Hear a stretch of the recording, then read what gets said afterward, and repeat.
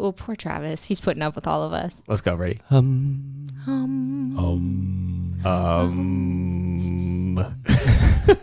we saying That's what we need every time we talk about a buyer broker agreement. Yeah, that was exactly what we were missing. Okay. Scott, welcome. Thank you for having me. I'm excited. Well, that makes one of us. No, this is good. This is good stuff. So we're going to get to the buyer broker agreement and the impact this has to buyers. But first, let's talk about, because you're a repeat guest. I'm a repeat guest. So we need to find I didn't do a good all new job questions the at the first end. Time, no, you did such a good job. We have more questions for you. Do you like to go by Scott or Mr. President? Mr. President only. Scott is definitely Scott's cool. Okay. Preferred. Yeah. Okay. President of the not going Pismo Coast Association of Realtors, for those who don't know. And that makes you a director of car for the statewide. So I'm a director for the state association of national security. It's like a if then. And we're all better for it. Yeah, that's true. All right, Scott. So you mentioned this a little bit last time you were on, but I thought it would be a good place to start in this discussion. So if you could again, just describe the environment in which buyers used to find and purchase properties before we had the MLS and syndication services like Zillow, Realtor.com, all of that. How did it work? Well, way back in the day, it used to be essentially, a real estate agent would list a property for a seller, and essentially each individual broker would hold their own inventory and then try to find buyers for their inventory. Not much different than just going to Target to buy a bicycle, right? Mm-hmm. And the main difference being, though, that there was no actual representation for the buyer side of the transaction. So was it not even a dual agency thing, or was it that just... It was de facto dual agency. De facto, okay. Although typically, in the very, very beginning, there wasn't a lot of the fiduciary responsibility and everything else hadn't been spelled out yet. And that kind of evolved and came from, actually a big part of it was actually from the Realtors, which was a group of real estate agents that got together and said, we need to up the bar and start actually providing higher level of service to the consumer, and created rules basically saying, hey, look, the government's not putting rules in place, so we're going to create rules to play by and hold each other accountable to those rules. Okay, so this would mean, in our situation, Keller Williams has all the listings. Yes. Every Fantastic. one of them. And buyers would come into our office. This is pre-internet, right? Yeah. They'd come to our office, and we'd have access to these listings, and we'd show them the listings, and they'd say, oh, I like that one. Let's go see it. And then the listing agent would also represent the buyer in that case. Absolutely. Okay. So what were you alluded to it, but what were some of the disadvantages to the consumer in that world? So, there was the potential essentially that nobody was looking out for the interest of the buyer. The seller hired this broker to represent them to get top dollar for their property, and that's what they were doing. They were trying to get the highest price they possibly could for that house, get it sold, help them achieve their goal. There's nothing wrong with that, but the buyer didn't have anybody there saying, hey, but what about our interests? What about us? So the client themselves had to basically do all of that on their own. And so fast forward, and ultimately we essentially came up with this process of saying, hey, I'm going to represent the buyer and help them negotiate when they go in, and we help them find a property. And I'm getting a little bit ahead of myself on this. To go backwards a little bit, we also started cooperating with other brokers. Right. And so that's a big shift. That's a big part that I kind of jumped over that I wanted to go back to. And that's where we came up with the multiple listing service. Okay. So, and that was that pre-internet? Absolutely. So that was... I don't even know the dates on it. But you speak catalogs, right? Yes, absolutely. Yeah, we used to have binders. Wow. And so agents that were members of the multiple listing service would attend regular meetings, get the printouts of the new listings that came on the market, add them to their binder, find out the updates of what had gone pending, what was sold and no longer on the market. And all of that information was managed on paper basically by the agents. So that opens up visibility from one broker to other brokerages. Correct. But not to the general public yet. Correct, because you had to go through a broker to get access to the multiple listing service. Yeah. So you could, Did that mean that if you went to a brokerage, then an agent there could represent you as a buyer for the Keller Williams who had the listing? Does that make sense? Yeah, if I understand the way you're saying it, I think yes. Okay. So essentially, a buyer, now that we have, so we fast forwarded, now we have a buyer representation and then seller representation separately. Yep. A buyer then had the right to hire the person that they felt would represent them best. Okay. And then go to bat for them and negotiate for them in buying any property, no matter what the brokerage was, as long as that broker participated in this shared agreement between all the brokerages called the multiple listing service. Okay. Good. So that's a step in the right direction. That was my question. Yeah. Yep. So that's good. Visibility, better representation. We're we're moving forward. Okay. Good things for the consumer. Some history. Good job. Yeah. So, Now here we so are. what's the big issue that just came up with these lawsuits that we've been facing? So if you go back to how I just explained the multiple listing service, the listing broker would essentially still, and we still to this day, the listing broker takes the listing, they put the inventory into the database, Right.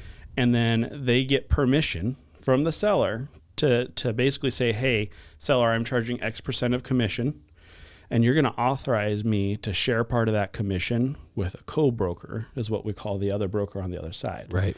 And that's kind of an incentive to say, hey, broker over on that side of the table, I've got this inventory over here, but I don't have the same buyer pool that you have. I have a different buyer pool. So if we make our inventory viewable to each other and agree with each other to share our commissions with each other, because I just got an exclusive right to take this listing and sell it, and I have this commission, but I'll share some of that commission with you if in return you share some of your commission with me and show your inventory to me. And like what we talked about last time, in California's forms at least, that part of it's very transparent.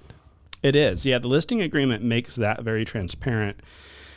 And yet the consumer still asks at that closing table when they get the settlement sheet, and the settlement sheet shows two different brokers listed on that sheet.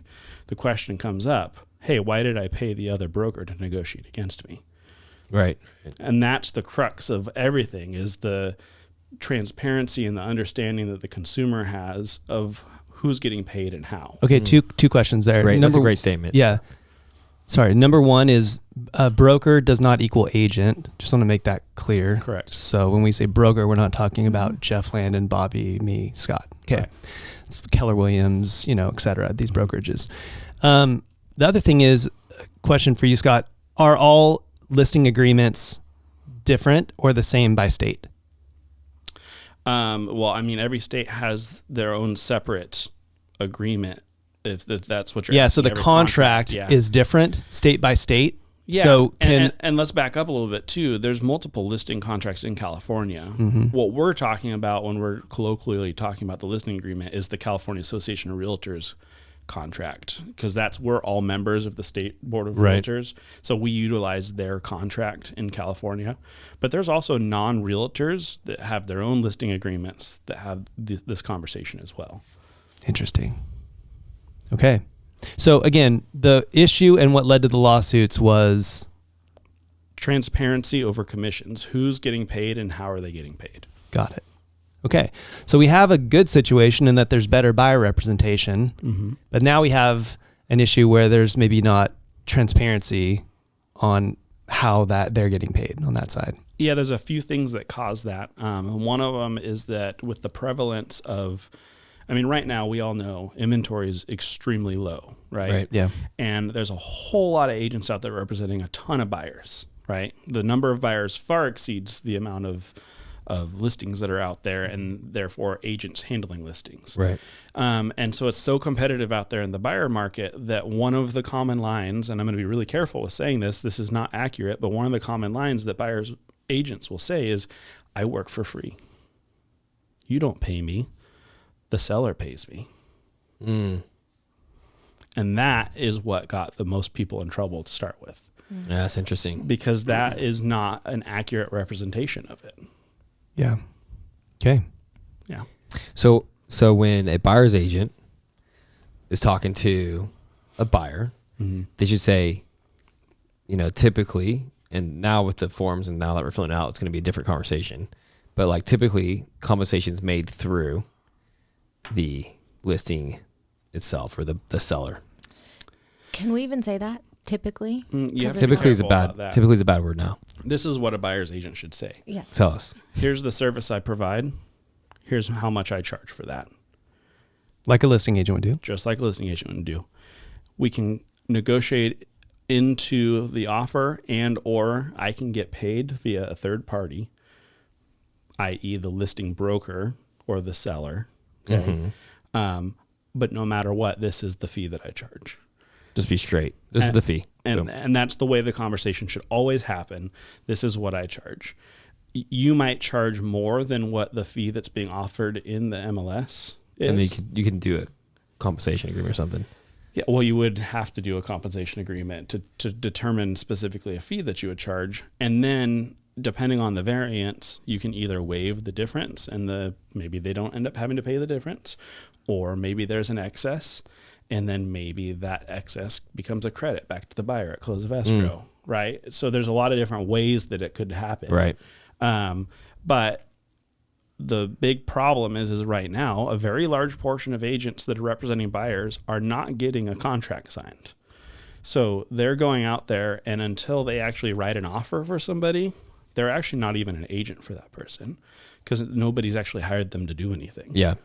Just acting as a... So I want to talk about that. And Bobby, I'm curious to hear from you because you're the team lead for Keller Williams. And so what has been the feeling in the air from agents and buyers, by agents specifically, or agents who handle mostly buyers? But we know that out of this came this buyer. Well, it didn't come out of this, the buyer broker agreement. So I want to talk about that. But I guess just what's the feeling out of all these lawsuits and things like that? Well, I think we're going to see kind of the cream rise to the top right now. The agents who are great at representing themselves and the work that they do for clients and who are really, confident in the value that they offer, they've already been doing it, most of them. That, or they're getting extremely comfortable with having this conversation quickly because they are already aware of their own value. It's the agents who have struggled with stepping into their value that are kind of having that pushback. And to be honest, when I first started in this industry, we did not use these. This was, people had their own, where we'd say it's just like a tool for a conversation to sit down and talk about what this relationship is going to look like and that I'm going to start going to work for you. But it wasn't necessarily like a legally binding contract in the beginning. So we're kind of like the old, anyone who hasn't been around or who's been around for a while, this is a new practice for a lot of people that we're trying to get people comfortable with. Sorry, what was the question? What's that's it. Just like the general feel. I mean, you're talking about the cream will rise to the top, and it's really a matter of being able to articulate your value props, having one, and being able to articulate it. Right. That's how agents are going to. I mean, those who are doing that already, this isn't a difficult conversation, and it's actually a really good. Yeah. It's really healthy transparency and communicating value prop. I mean, anyone in business does this all the time. Well, what's interesting is there's kind of groups of people that I see different responses from. One of the pushback groups are the people that are getting leads through services such as Zillow, Realtor.com, that kind of thing, because they don't have a relationship established yet with that client. And that client, when they come in, and the expectation from the service provider and the agreement with them is that you're going to go open that door for that property as soon as possible. And the agents who have a policy of continuously getting a contract signed don't open a door for anybody until they've got them on a contract and they've been hired. Because you don't work for free. Yeah. So there's, in our industry, there's pieces of there's stuff like that's going to have to get flushed out and adjusted. Totally different way of doing business. Yeah. Do you see the buyer broker agreement kind of evolving and changing a little bit more? Yeah, I think that as it gets used more, I think that tool is going to get refined. Yeah. Well, I don't know if we were super clear that is the agreement that we're talking about, sitting down as a buyer's agent with a potential buyer and having them sign, that articulates all of this, and having them sign it so that there's a contractual relationship between the buyer and the buyer's agent, correct? Yeah, so what will end up happening is the relationship on both sides of the transaction will have a similar mirrored image. The seller always has hired a listing agent and had a contract signed for that. So now and this has been around for years, this is not a new concept, it's just the lawsuits have shed light on the need to have it done more often, right? And so now the buyer will sit down and they will sign a contract with somebody to represent them, instead of out looking at property and you're not under contract until you've essentially opened an escrow with somebody. I'm curious, this isn't a new contract, like you said. I mean, this has been around. Are there other areas, states, or agents, brokerages who have been using this, and what's been their experience? I mean, I know that change is always a little bit freaky for people, and maybe that's some of this pushback is, I have to do something different than I've always done it. Yeah. But what's been the experience for folks who have been using this? Well, I can tell you that in the conversation at the state level, when we're having, how should we in California handle this? Some of the data that was given to us is that currently 21 states already legally require the buyer broker contract to be signed. And it's interesting because the state of California has always said that in order for somebody to get compensated, there has to be a contract. It never spelled out when and where. Does that make sense? Right. Put a little bit of a pin on that. Yeah. So going back to the other states, the 21 other states that already require the buyer broker contract, none of them have had issues with the lawsuit. So for transparency of compensation. So that's the major positive on this buyer broker agreement. It's like 21 states are already requiring it. Mm-hmm. So, and this is likely coming down the pipe for California, right? Yeah, absolutely. And it provides clarity and transparency on the compensation. So that's really good. What are some of let's just say that what does the buyer broker agreement outline? What's in it? On just kind of a surface level, it says who works for who, what the responsibilities are to each other, and when does that payment get made. Does that make sense? Mm-hmm. And so that can be spelled out a lot of different ways. It doesn't have to look like, hey, I'm hiring you to represent me for a year. It could look like, hey, there's these 3 properties we've identified, and if we buy one of those 3 properties, I want you to represent me.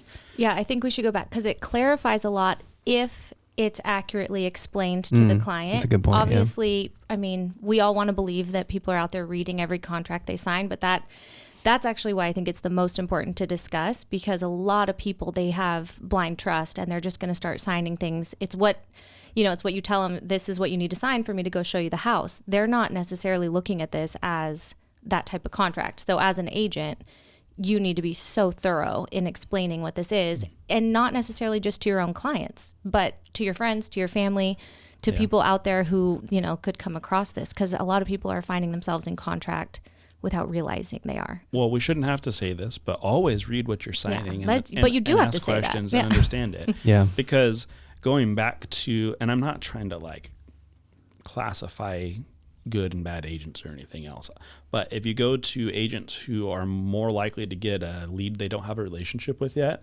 be it from Zillow or Realtor.com or any of those online lead sites, they don't have a relationship established with that person yet. So hypothetically, they could insert into their process that they get a buyer broker signed. They show a property to somebody. Now that person has signed a buyer broker with them, but they never actually, the consumer doesn't feel that they hired that person. And yet there's this buyer broker out there, sitting out there, offering compensation now. And then that person walks into an open house, falls in love with the house, writes an offer with the person holding the open house. Because there was just an email DocuSign that they signed that buyer broker agreement.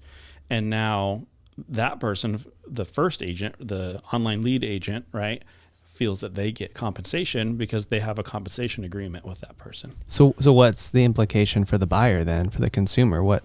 So now the consumer is theoretically contractually obligated to pay a commission to that person, to the first and to the second person. Quick question though. In California's buyer broker agreement, there's like an exclusive and a non-exclusive. Correct. And most do the non-exclusive, from what I've seen. I wouldn't agree with that. You wouldn't? Okay. No, but I would say majority use the exclusive. Mm-hmm. Really? Mm-hmm. And it's okay. That means exclusive to the particular agent. So it means that there's a relationship, and they agree that the consumer is going to exclusively work with that agent, that broker, that agent. What does it mean if it's non-exclusive? So the non-exclusive typically will stipulate a property and Got it. say that they are going to represent them on that property, Okay. but that they're still free to hire other agents outside of that. Okay. So it's property And in the specific. agreement, it kind of says, well, it does say, it says something to the effect of, you have to be the procuring cause. You have to show the house, da-da-da. So Yeah, I mean, there's definitely going to be a lot of muddiness there, and there's going to be some fighting over. I think who that's gets going to what. all change pretty quick. But it all comes down to back to the original point of you need to have the conversation of the buyer broker agreement, and I just think that's kind of what Bobby's point was, is it using it improperly leaves opportunity for more risk for the consumer. Yeah. I think Bobby and I and Travis have talked about this, and now we're talking about it. It's all about that like buyer consultation. Like we treat all buyers as if they were a listing, right? We've been doing it for years now, actually. A buyer consultation, we have a process we take people through, and at the end of it, we ask, would you like to work with us to represent you when you go to find a home? And usually people jump out of their seats and go, yes, they get really excited about it. It's surprising because it's like a really great consultation we put together. There's education, there's excitement. We're talking about what they want, their dreams in a home. And then that's not a big deal to get that thing signed. And we could say, hey, we usually give people time to go read it. We're like, hey, this is the buyer representation agreement. It takes a while to read. Do you guys want to read through it? They go, yes. And then if you have any questions, just call us and let us know. But I think treating your buyers professionally enough to have a consultation and spell out what you offer as a buyer's agent is so, so important, because our industry got lazy and said, hey, hop in my car, let's go to a house or whatever. And that was it. I can understand that, because especially when it's a competitive market, you feel like that's the win. It's like, oh, if I can show a property, then I've wasted so much time doing those sorts of Thinking things. that it's going to be a win, but it's Yeah, not. and it's like you're just so much better off like pressure testing it. And it's like, if you won't come in for a buyer's consult, we're not going to work with you. I mean, it's just like, Well, I mean, for me, I pose it as like, hey, I want to be respectful of your time and my time. Yeah. And if I go and I hop in a car and I show you 6 properties and you don't write an offer on any of them, that's more time than you and I would have spent sitting down having a conversation and showing you 3 properties that you'll write on all 3. So I would way rather spend that half hour to an hour with you in a room, really getting nitty gritty on what your needs and wants are, making sure that you fully understand what to expect when we get into escrow and how this process works, so that I'm not being reactive, I'm being proactive on all this, and guess which one's more professional. yeah, exactly. So That's something I appreciate about the presentation you guys have. I feel like one way or another, if people buy the house or not, they are going to be so educated on the process. Yeah. I mean, it's like 10 steps further than Annoyingly than the so normal- sometimes. Yeah. Guilty. Yeah, I learned Guilty. a thing or two. Yeah. So I think the elephant in the room is what the negative implications this could have from a buyer in terms of like potential out-of-pocket costs. So let's just throw out a scenario. That's a great So let's say that there's a listing agent who has this conversation with a seller. The seller decides not to offer compensation for the other brokerage. right. $0. $0. We have a buyer broker agreement with the buyer. We find this house. They love it. They want to write an offer.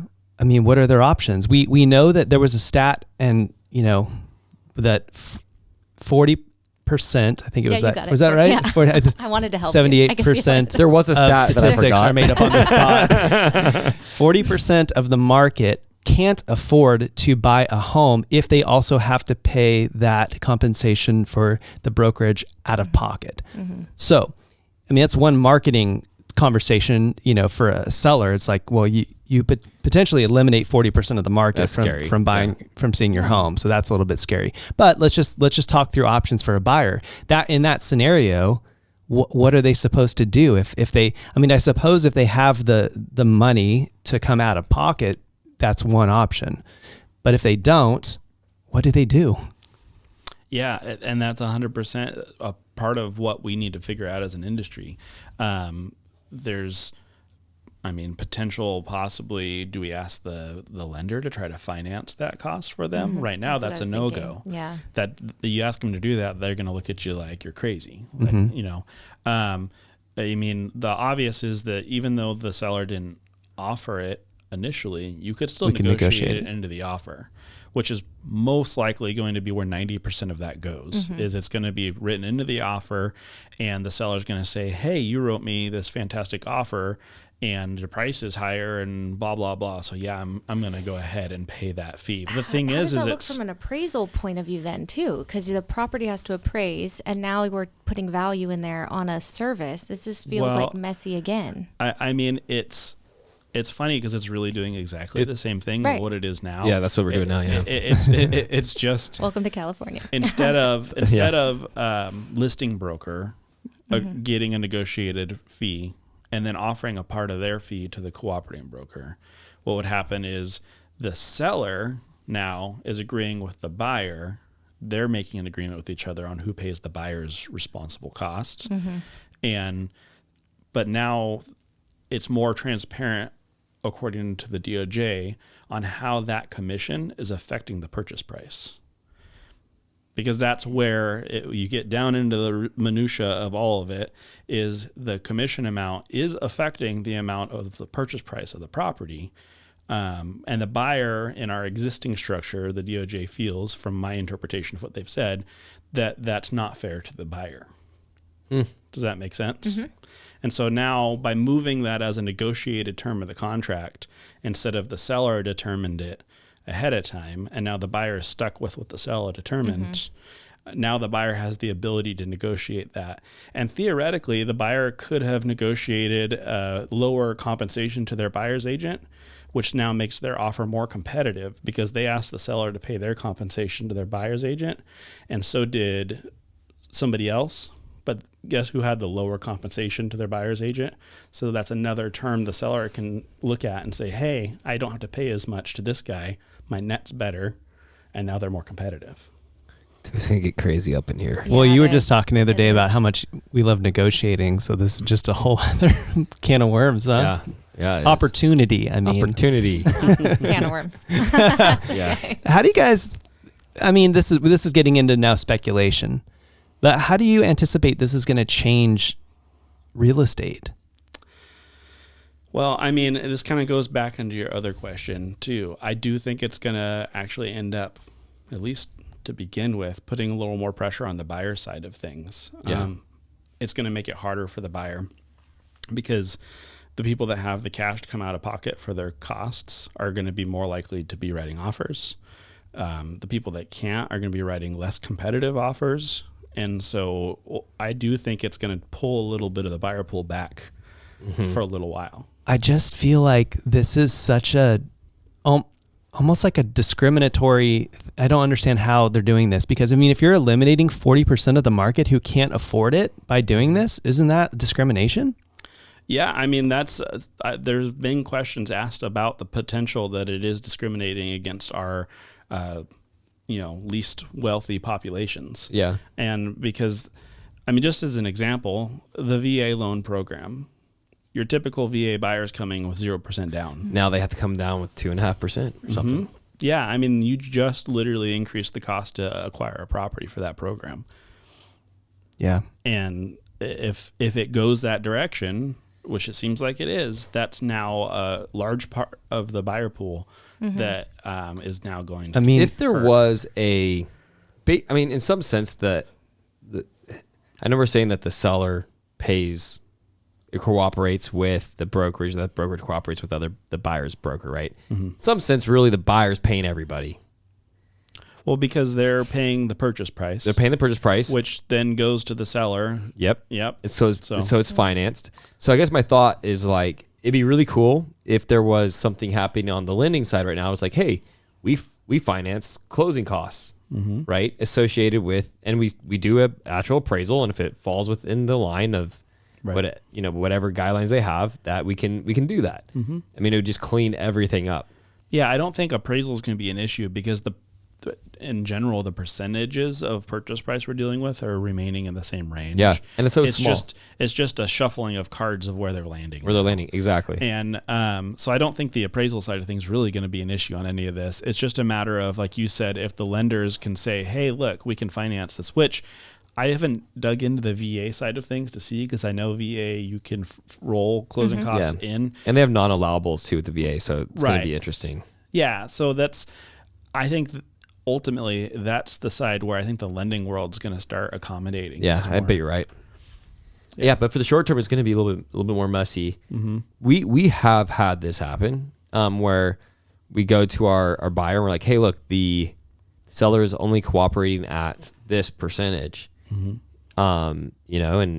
And we feel like the value of, I think in this case we didn't have a buyer broker agreement. We said we feel like the value is there at what we typically, or what we've seen, typically charge for our fees of this. Would you agree? And the buyer was like, yeah, I totally agree. And would you be willing to pay us that? And they're like, yes. And we got paid outside of any contract just because they saw the value of what we provided. We got in the house where no one else could. We found the property where no one else could. So it's like there's so much value to having a good agent that hustles and works hard and represents you well and gets you the right property and negotiates hard for you. There's a ton of value there. Well, that's kind of the summary for me for buyers out there is hire a good agent. Mm-hmm. Yeah. Because they need to add value. They need to be able to negotiate this. They need to understand. If an agent can't communicate their value to you and why they're worth what they charge, what makes you think they're going to be able to negotiate a great offer for you with the seller? Good point. Yeah, that's great. I love that, Scott. Yeah. Yeah. And we're done. Yeah. Did we, that's a lot, Scott. Thank you. Again, I don't want people to be freaked out. I think this is, it's a change and we have to sort out the change, but this is good.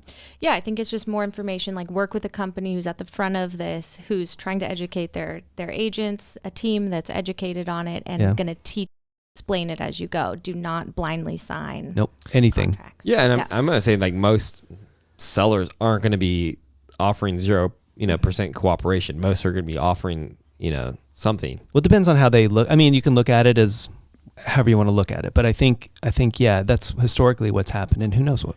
I feel like when you're talking on the listing side, when you're talking to the sellers about it, if that's one of their objections, like I would look at it and say, I totally understand that you want to make sure that you have control over the compensation offered. But if you offer 0, you're going to get them trying to negotiate you higher. Whereas if we offer something out there, we can stand our ground on what we've offered. That's good. And because if you offer 0, now they're coming at you asking for 3, 2.5, 5, 6, whatever it is. And now you're having to negotiate all these different commissions. Yeah. Whereas if I offer something out there, this is what's being offered. If you want more, you've got to have an agreement with your agent separately. It's kind of like the conversation when you talk about inspections and things like that and getting them done pre-listing. It's like you can get it out there and this is known now and it may eliminate negotiations on the back end. At least that's the hope, right? Yeah. Or you can go into the unknown later. Man, Scott has been good. Scott, you're so smart. We're lucky to have I you. got to keep up with you guys. President Okay, Day. so we need new questions. Yeah. I would say, Cybertruck or what's that other one? Oh my gosh. The Rivian. Yeah. Rivian. Cybertruck Rivian. No, I can neither. I saw a Cybertruck the other day. I was like, what is that? Those are, I think they're kind of weird looking. So Rivian. The Lightning. What is that thing? Yeah. Lightning was cool. I still might just do the Cybertruck just because. Cybertruck, baby. Come on. It's bulletproof. Bulletproof. Is it really? The tent feature sucks Is it on it. literally bulletproof? It is. Wait, is that the Tesla one? Yeah. It is bulletproof, but you can break it with the windows with a baseball bat. Oh yeah. But so there's a tent. They're tried. They're advertising. Jeff's leading the witness here. He clearly had an answer. They're advertising. Well, this is really funny. The reason I thought of it today, I saw a little article on it. They're like, they advertise like these really cool tents for the back of the Cybertruck, and they're like, here's the advertisement. Here's what it actually looks like, and you're like, oh, major fail. Yeah, falls way flat. Okay, I got one. Okay, you get a plane ticket to go anywhere in the world free of charge. That's good. Today. Where do you go? Oh man. Can I bring people with me? Yeah. Totally. This is your dream. 10. You can bring me with you. Yes. Us. Us. New Zealand. Oh, that's cool. Why? Where would you go? That's where my wife wants to go. So. Okay. Oh, good man. You're so sweet. Good man. I know. Sheesh. Dang. It's either that or it's Ireland. Ireland would be fun. Yeah. That'd be cool. Bobby, you got a question for Scott? This is the moment. Shoot, I know. no, Anything you've Have you ever ever heard of the country Slovakia? So unprepared. Yes. Uh-oh. No shade on Slovakia. Would you be interested in staying in like a unique mountain I don't know, cabin or something Where's cool up he there. going? He's got a listing. Where is he He's going? trying to sell. You have like a timeshare you're trying Yeah, to let's go. Yeah, I'll sell it Trying to to you. offload. It's All right. $1,000 I think that's a good maybe. place to stop. Yeah. Scott, Scott, we love you. we love you. Thanks, Thank you so Scott. much. All right, Appreciate your thank time. you. It was a pleasure.